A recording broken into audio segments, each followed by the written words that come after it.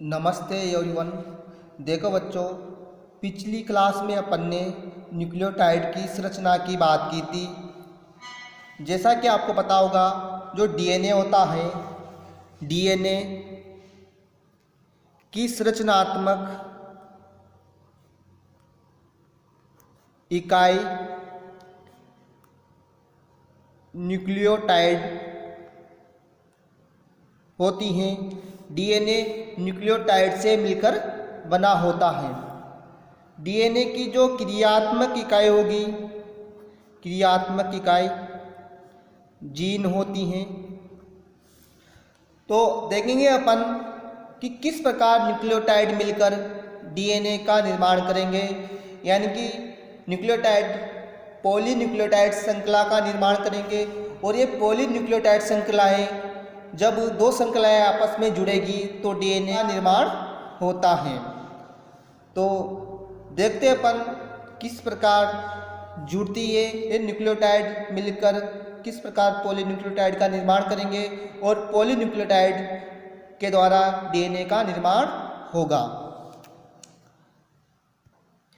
जैसे बात करें अपन, न्यूक्लियोटाइड जो होगा वह N2 क्षारक यानी नाइट्रोजनी क्षारक, शर्करा और फॉस्फेट, इन तीनों से मिलकर न्यूक्लियोटाइड का निर्माण होता है।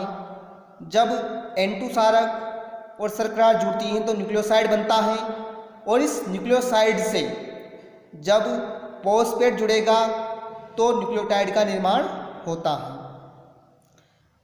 तो C और T ये तो पिरिमिडिन क्षारक हुए, A और G ये होंगे प्यूरिन क्षारक। तो प्यूरिन क्षारक यानी कि प्यूरिन और पिरिमिडिन दोनों ही नाइट्रोजन क्षारक होते हैं, और ये मिलकर ही न्यूक्लियोटाइड का निर्माण होता है। यानी कि ये तो पिरिमिडिन से बनने वाले न्यूक्लियोटाइड की संरचना देखी अपन ने। अब बात करें अपन प्यूरिन से बनने वाले न्यूक्लियोटाइड की संरचना, तो इसमें जो प्यूरिन क्षारक होगा और प्यूरिन क्षारक से जुड़ती है शर्करा तो बनता है न्यूक्लियोसाइड, और इस न्यूक्लियोसाइड से फॉस्फेट जुड़ेगा तो बनेगा न्यूक्लियोटाइड। जब न्यूक्लियोटाइड आपस में जुड़ते हैं, जब न्यूक्लियोटाइड आपस में जुड़ेंगे तो पॉलीन्यूक्लियोटाइड श्रृंखला का निर्माण होता है। अब ये पॉलीन्यूक्लियोटाइड जो श्रृंखला होगी, यानी कि दो न्यूक्लियोटाइड आपस में जुड़ना, तो इसमें जो होगा, जो फॉस्फेट होगा, तो इस फॉस्फेट जो होता है ना, वो शर्करा के 5वें कार्बन से और दूसरे न्यूक्लियोटाइड के जो शर्करा होगी उसके तीसरे कार्बन से जुड़ेंगे। अब जुड़ेंगे तो इनके मध्य जो बंध का फॉर्मेशन होगा उसे बोल देंगे अपन फॉस्फोडाइएस्टर बंध। पहले तो क्या बोला अपन, फॉस्फोएस्टर बंध, क्योंकि एक ही तो एस्टर बना। जब न्यूक्लियोटाइड दूसरे न्यूक्लियोटाइड से जुड़ेगा फॉस्फेट, तो दो फॉस्फेट बन जाएंगे, इनके बीच में बंध का फॉर्मेशन होगा। तो इस प्रकार एक बंध यहाँ पर, एक बंध यहाँ पर, तो इसे बोलेंगे अपन फॉस्फोडाइएस्टर बंध। तो किस प्रकार बनता है बंध वो देखेंगे अपन। तो इसमें देखते हैं अपन एक पॉलीन्यूक्लियोटाइड श्रृंखला का निर्माण। तो इसमें जो पॉलीन्यूक्लियोटाइड संरचना होगी, तो इसमें बहुत सारे न्यूक्लियोटाइड, तो न्यूक्लियोटाइड N2 क्षारक, शर्करा और फॉस्फेट से न्यूक्लियोटाइड बनेंगे। तो ये एक हुआ न्यूक्लियोटाइड, ये दूसरा हुआ न्यूक्लियोटाइड। तो इसमें जो फॉस्फेट होगा वो शर्करा के 5वें कार्बन से, और दूसरे न्यूक्लियोटाइड की जो शर्करा होगी उसके तीसरे कार्बन से जुड़ेगा। तो इस प्रकार ये न्यूक्लियोटाइड अरेंज रहेंगे, और अरेंज रहकर एक पॉलीन्यूक्लियोटाइड संरचना का निर्माण करते हैं। तो इसमें देखो, एक सिरा हमेशा मुक्त रहेगा, एक सिरे पर जो 5वां कार्बन होगा, इस 5वें कार्बन पर फॉस्फेट होगा। तो इस फॉस्फेट है कि 5' सिरा क्या रहेगा, इधर मुक्त रहेगा। इधर 5' सिरा मुक्त रहेगा तो दूसरे सिरे पर 3' सिरा मुक्त रहेगा, और इस 3' सिरे पर OH समूह पाया जाता है, जिसे कि हाइड्रोक्सिल समूह। ध्यान रखना आप, जो पॉलीन्यूक्लियोटाइड संरचना होती हैं तो इसका 5' सिरा होगा तो 5' सिरे पर फॉस्फेट पाया जाएगा। दूसरे सिरे पर 3' सिरा होगा, यानी तीसरा नंबर का कार्बन होगा, और इस तीसरे नंबर के कार्बन पर हाइड्रोक्सिल समूह पाया जाता है जो मुक्त रहेगा। एक तरफ OH समूह मुक्त रहेगा, एक तरफ फॉस्फेट समूह मुक्त रहेगा। अब ये एक पॉलीन्यूक्लियोटाइड संरचना जो होगी, अब एक और पॉलीन्यूक्लियोटाइड संरचना बनेगी। जब दो पॉलीन्यूक्लियोटाइड संरचनाएं आपस में जुड़ती हैं तो डीएनए का निर्माण होगा, यानी कि द्विरज्जु की पॉलीन्यूक्लियोटाइड संरचना बनती हैं। तो देखते हैं अपन, तो ये वाली जो एक पॉलीन्यूक्लियोटाइड संरचना है, ये दूसरी पॉलीन्यूक्लियोटाइड संरचना है और ये दोनों संरचनाएं आपस में जुड़ी हुई रहती हैं। तो ये न्यूक्लियोटाइड होगा, तो इस न्यूक्लियोटाइड के पास जैसे कि एडेनिन नाइट्रोजन क्षारक है, इसके पास साइटोसिन, इसके पास ग्वानोसिन, इसके पास थायमिन। अब जो दूसरी संरचना होगी, तो इसमें आप जब संरचना बनाओ तो इसको दूसरी संरचना को अपोजिट कर देना, यानी कि इसके अपोजिट करते ही ये जो क्षारक होगा, ये क्षारक ऊपर की ओर चला जाएगा। तो आपको पता होगा एडेनिन थायमिन से जुड़ा हुआ होता है 2 हाइड्रोजन बंध द्वारा, साइटोसिन ग्वानोसिन से जुड़ा होता है 3 हाइड्रोजन बंध द्वारा। ऐसे ये ग्वानोसिन साइटोसिन से जुड़ेगा 3 हाइड्रोजन बंध द्वारा, थायमिन एडेनिन से जुड़ेगा 2 हाइड्रोजन बंध द्वारा। तो इस प्रकार द्विरज्जु की पॉलीन्यूक्लियोटाइड संरचना का निर्माण होगा और ये दोनों जो संरचनाएं होगी एक दूसरे से पूरक होती हैं, यानी कि ध्रुवता दर्शाती हैं। एक सिरा होगा 5' सिरा, दूसरा होगा 3' सिरा इस पॉलीन्यूक्लियोटाइड संरचना का। जो दूसरी संरचना होगी, इसमें ये वाला सिरा 3' सिरा, यानी कि इधर 5' सिरा है तो इधर 3' सिरा, इधर 3' सिरा है तो इधर 5' सिरा होगा और 3' सिरे पर OH समूह पाया जाता है और 5' सिरे पर फॉस्फेट समूह मिलता है। बात करेंगे अपन डीएनए की द्विकुंडली संरचना या द्विरज्जु की संरचना। डीएनए की द्विकुंडली या द्विरज्जु की संरचना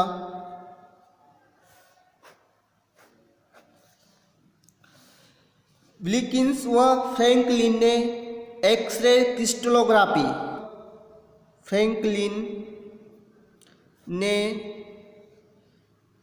एक्सरे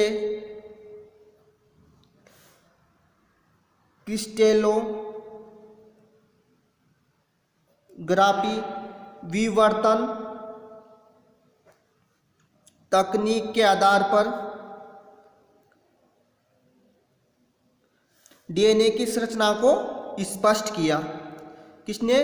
विल्किंस व फ्रैंकलिन ने एक्सरे क्रिस्टलोग्राफी विवर्तन तकनीक के आधार पर डीएनए की संरचना को देखा और इस आधार पर जेम्स वाटसन व फ्रांसिस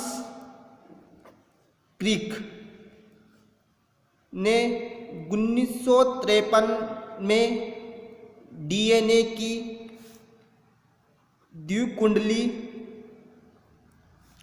संरचना का नमूना प्रस्तुत किया और जो द्विकुंडली संरचना है वो 4 घाव के नियम का पालन करती हैं। 4 घाव के नियम का पालन करेगी। 4 घाव का नियम कहता है कि प्यूरिन बराबर पिरिमिडिन,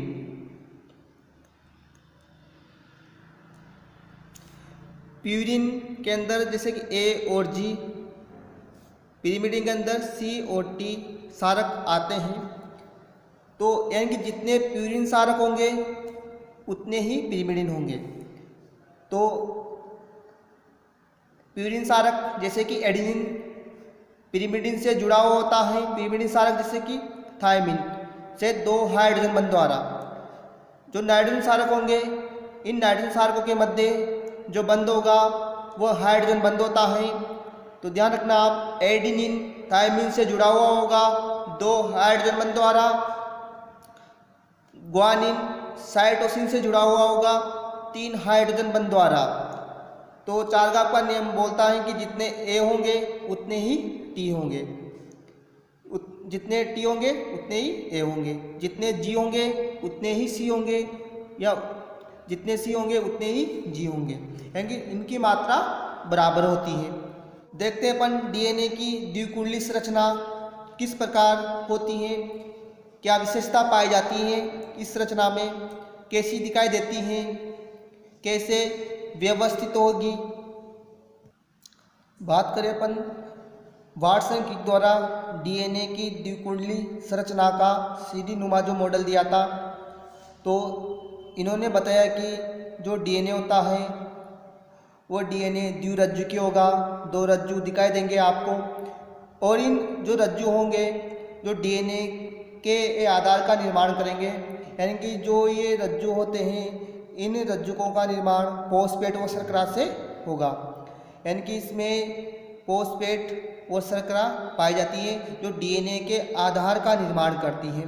तो ये डीएनए के आधार का निर्माण करेगी, और बीच में N2 सारक व्यवस्थित रहते हैं, यानी कि A, G, C और T।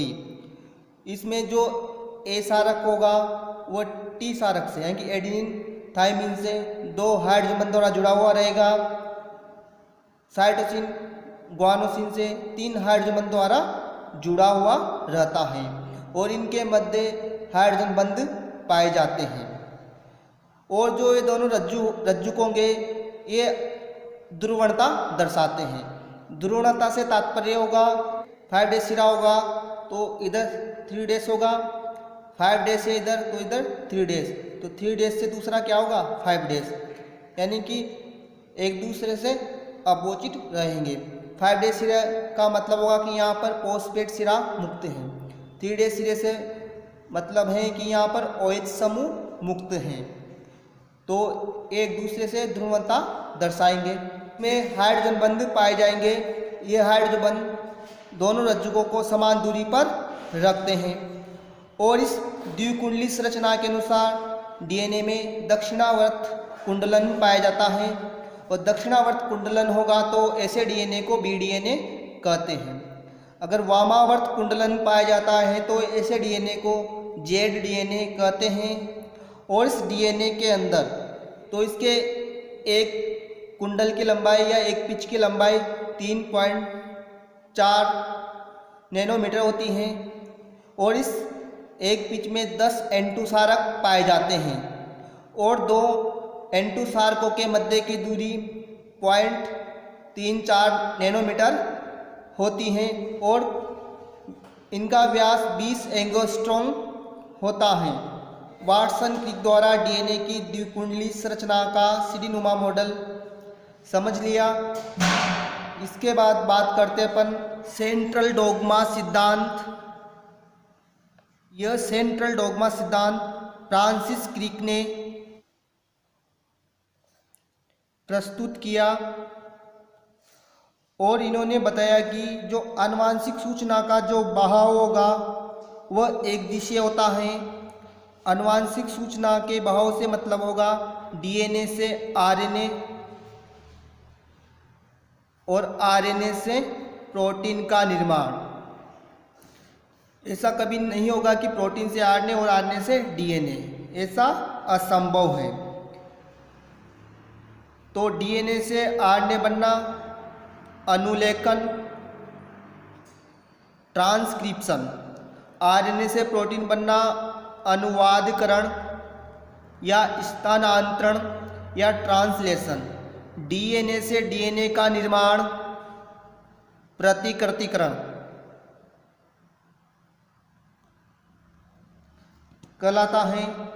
लेकिन दो वैज्ञानिक आए, टेमिन व बाल्टीमोर के अनुसार कुछ वायरस व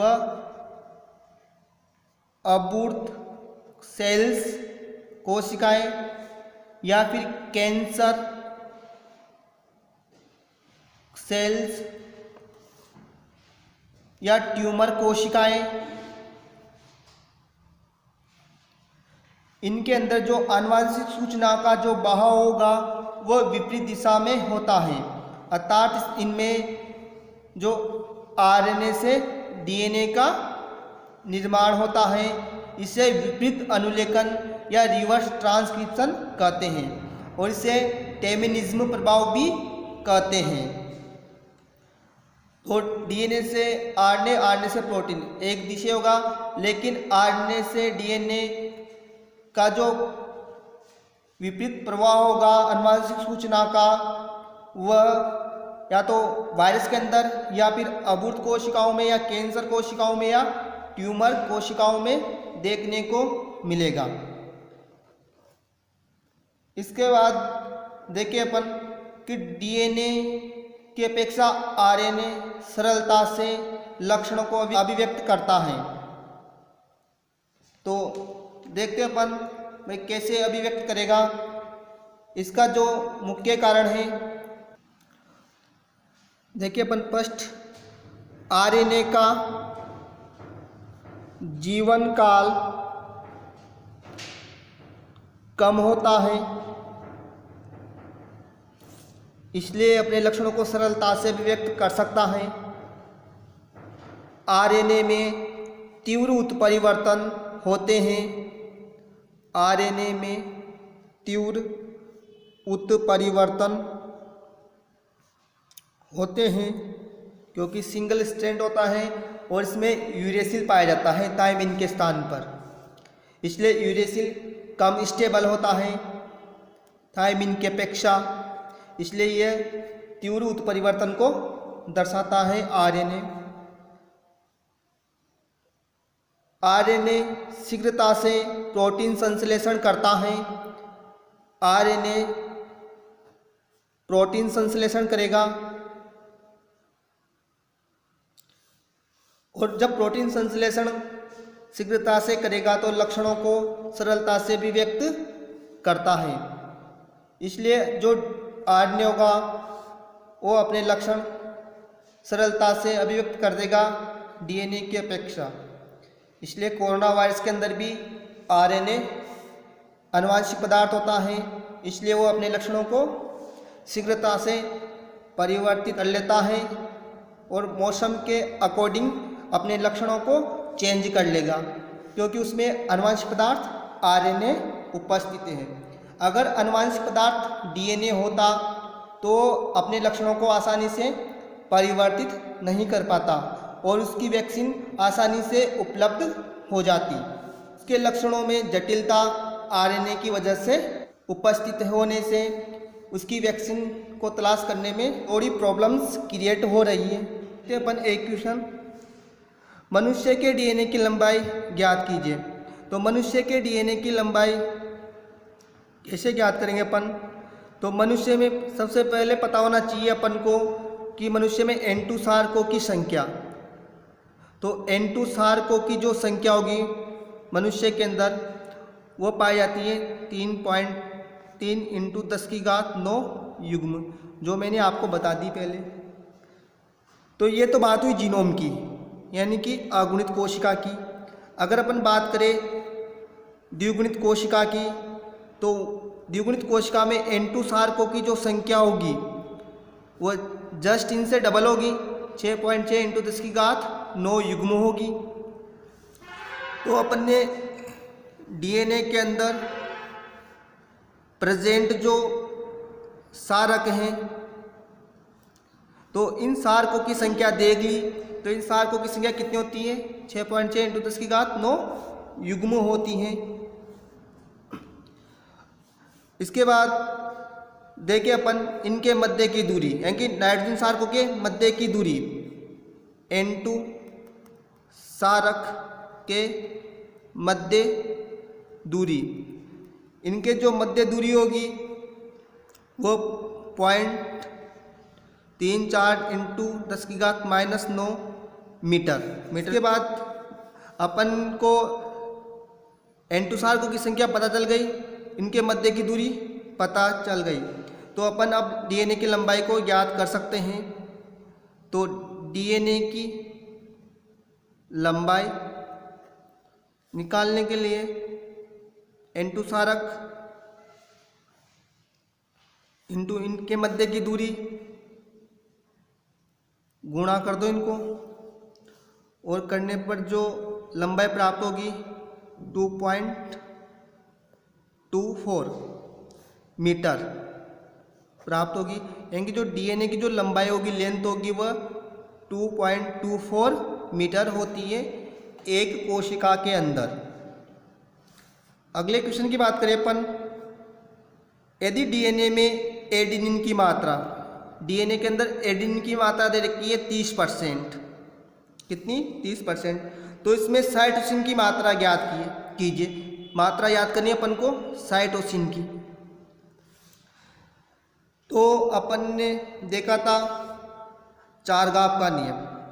तो चारगाव का नियम क्या कहता है कि जितना ए होगा उतना ही टी होगा, और जितना सी होगा उतना ही जी होगा। तो यहाँ पर जो आपको मात्रा दे रखी है एडेनिन की, तो एडेनिन से अपन थायमिन की मात्रा निकाल सकते हैं। एडेनिन 30% है, तो चारगाव ए बराबर टी होता है। तो ए 30% है, तो टी भी क्या होगा 30%। तो 30% दोनों की मात्रा कितनी होगी 60%। तो अपन को मात्रा किसकी निकालनी है, साइटोसिन की। तो C बराबर G। तो यहाँ पर देखिए अपन मात्रा टोटल 100%, तो C और जो G हैं, तो इन A और T की मात्रा 60% है, तो C की मात्रा 20%, G की मात्रा 20%। तो जब 20, 20, 40 और 60 टोटल मात्रा 100%। तो जो C की मात्रा है, साइटोसिन की जो मात्रा होगी वह 20% होगी। यही चारगाव का नियम कि A बराबर T, जब A की मात्रा 30% तो T की मात्रा 30%। C बराबर G, C की जब 30 तो 20 और 20 टोटल कितनी हो जाएगी 100%। अगली क्लास के अंदर अपन डीएनए की पैकेजिंग की बात करेंगे। DNA packaging. आज के लिए बस इतना ही। थैंक्स।